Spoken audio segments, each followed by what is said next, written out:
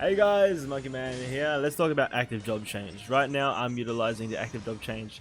It is insane. So when you create a sub and a main deck after completing halfway through chapter 4 prologue, you're able to basically choose between two separate classes, and basically within battle, in the middle of battle, you can change between the classes. This is pretty hype. I'm insanely excited about this feature. Using it right now, it's actually, I didn't expect it to be, but it's actually within the realm of auto battle. So the auto battle can decide which class is better for which battle for you. So it is insane. It's a great addition to the story mode. It's going to make things much more insane, but this comes with I guess a complexity in battle systems as well. So they've increased the difficulty of battling, so they had to create a system like this to keep up with the new challenges. So this is like, it's both awesome because finally there's some more challenging battles and there's some new ways of tackling the battle. So it's simple as opening up your decks. Don't go to multiplayer decks. There is no subbing for multiplayer yet. There probably won't be, so don't get excited about that. Subbing is just for the main storyline and event towers, etc., which is going to help a lot in event towers, but the event tower is going to be harder to make up for it probably. So basically you choose your main deck. What did I just move there?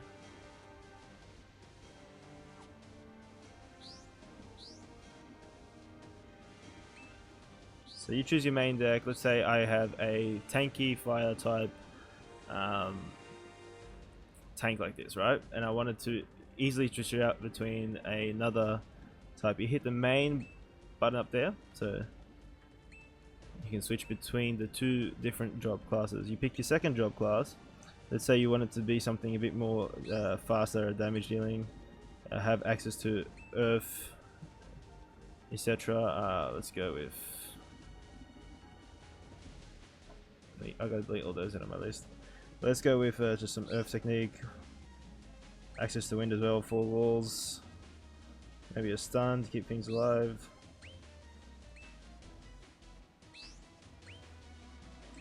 And let's take Raven Boost, or maybe YP for crits. Yo, that's it. So let's see what that's going to be like now. Within the realm of the order, you can actually just watch these classes swap between each other. Also helps with leveling both classes. Like you can level and unlock cards from different jobs, but I think main gets a majority of that, and sub is just like a support. Okay, yo, we'll hit Sentinel's Grimmer as well for extra tankiness. So now we're gonna watch this battle come to fruition. It's gonna be pretty interesting. We have access to all 4 elements except water, of course, because I forgot to put that in. So, but you can have access to all 4 elements within the realm of these active job changes. So it really does help. In this situation, it's gonna go straight for the active job change. This is the worst class for this, but there's a chance to do taunts and etc. Alright, one more turn and it should actively change to the class that's better suited for this battle.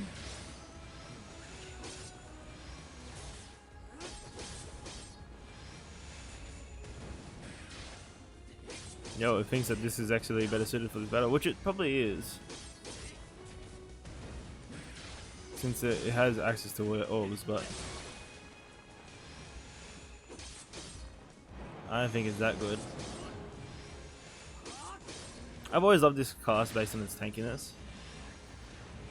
Like, it does have a high defense rating. I should have picked a better sword for it though, that gives a higher defense rating as well. Don't forget to select your weapons when you pick your 2 jobs that you're switching between.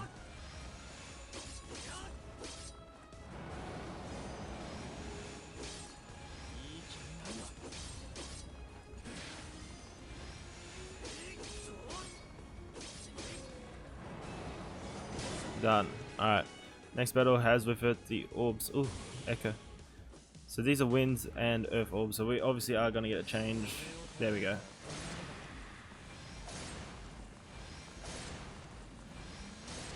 And just like that, you know, the battle will decide which one is better based on what elements you're up against, which one has better resist, obviously.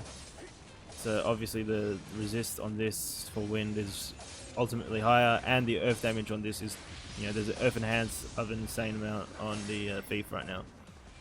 That's one of the best earth dealers, earth damage dealers at the moment. If only there was like a broken ass earth ability card for thief. We're only getting a mad earth ability for warrior. So yo, it's not even changing back.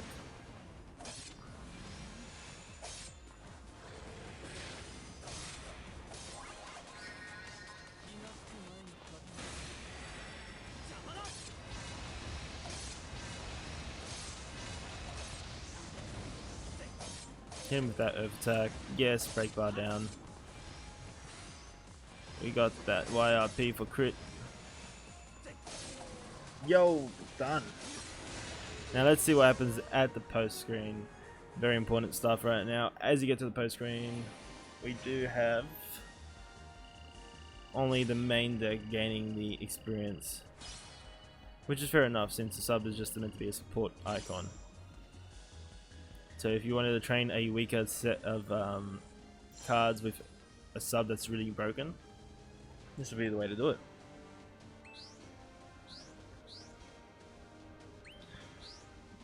Alright. This is actually kind of a godsend for anyone who wants the main mage. Because when things get really tough and you want to swap out the mage for... It's going to be really integral if it's allowed in towers. If this is allowed in event towers, it's going to be broken. You know, finally we can do the majority of the survival with Dragoon or Dancer, whichever, you know, heal drive unit you want to tank the tower with, and then as you get to the break bar reaching the end, swap out, do some broken ass high damage, low break skills from mage, end it quickly so that way you don't have to worry about going through the break bar all over again. Or you could do some cool things like Dragoon, and then as like you get the red bar completely full, you switch out to a high break assassin just to break that red bar, then do some high damage with the assassin, then return back to the Dragoon and repeat the process. It leaves a whole lot of capabilities. You know, if you are a manual player and you enjoy playing a manual, then this makes the manual side of things so much more fun, and that's so cool.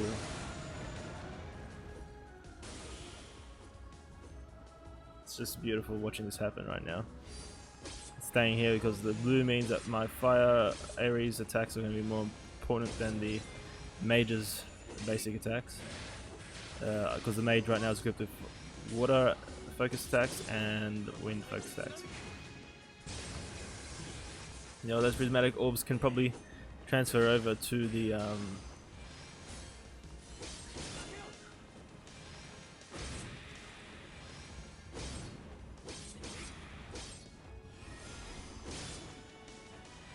boom.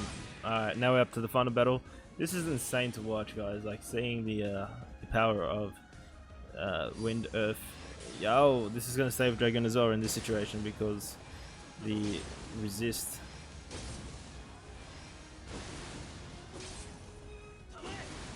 The only thing that would suck and be a misuse of this ability is if you use like the same job with different cards. Like it's possible to do that if you wanted to. You could use the same job with different cards.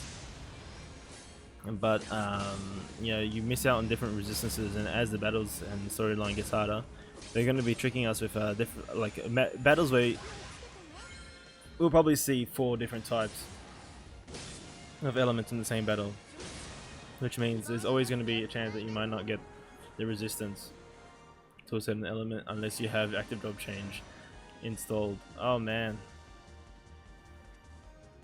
that is one beautiful 5-star deck happening above me. I really do want to get 5-star boost as well, to be honest. Like I feel like a mage needs that because it can't break for hell.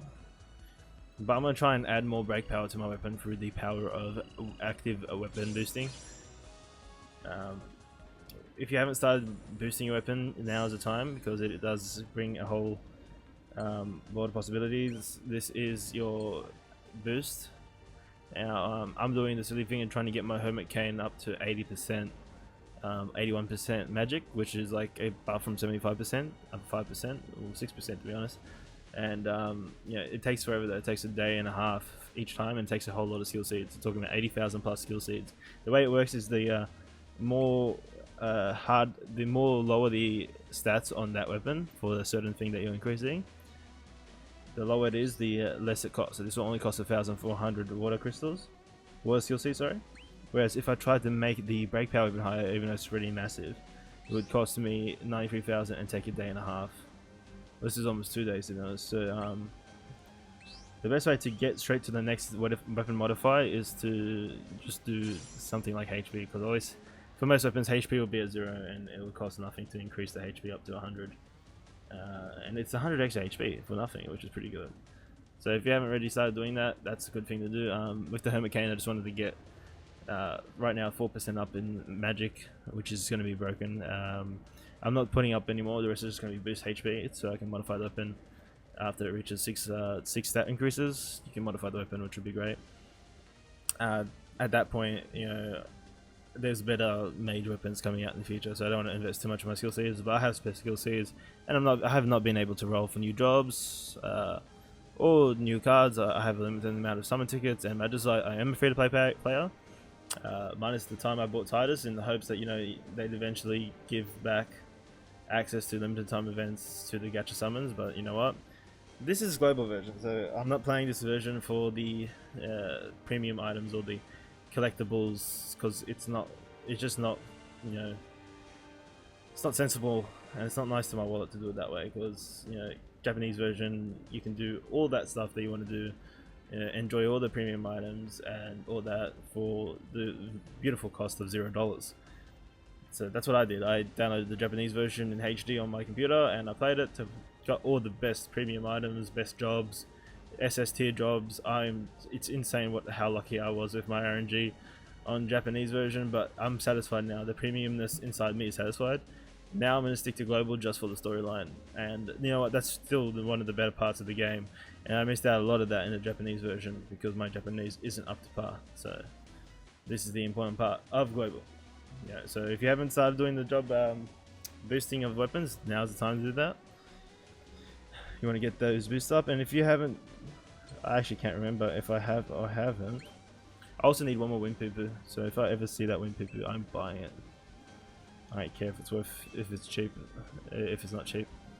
I do have the need to buy Overboost J's. Do I have enough Celestials yet? Don't forget that if you have Celestials left over from the New Year's event, good time to use it as well. Unless you don't have a job you want to use it on, but it's still good to collect them.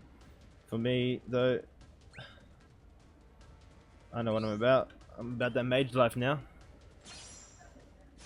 Yo, mage life.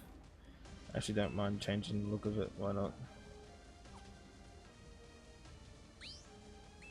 There we go. Swagger. Cape swagger. It's one of those capes that doesn't look like it was photoshopped on. Like some classes just look like the cape does not belong there. This is not that. This is not one of those examples. This is pretty much worthy of the cape. But yeah. So that's pretty much it for me. I've been working hard to get that last wind poo poo for my lightning to 5-star it. I can't wait till the FFRK event multiplayer comes back, 4-star Tyro, because then we can finally get the augmentation material to make the Aerith and Tifa a 5-star as well, meaning that I'll just have some good damage all around, AoE damage in the form of lightning, and you know, just straight up target, and Leviathan for the break power, break defense down. Oh, I'm loving the game right now. I'm having fun with it. So if you guys haven't jumped on board and haven't started playing the game yet and just looking at it, it's awesome. There's a lot of dynamic parts to it. There's a lot of content. If you're a new player, it's so much content you probably felt a bit overwhelmed, but you know, if you just do it piece by piece, you'll enjoy it. It is still a fun fantasy game in the end.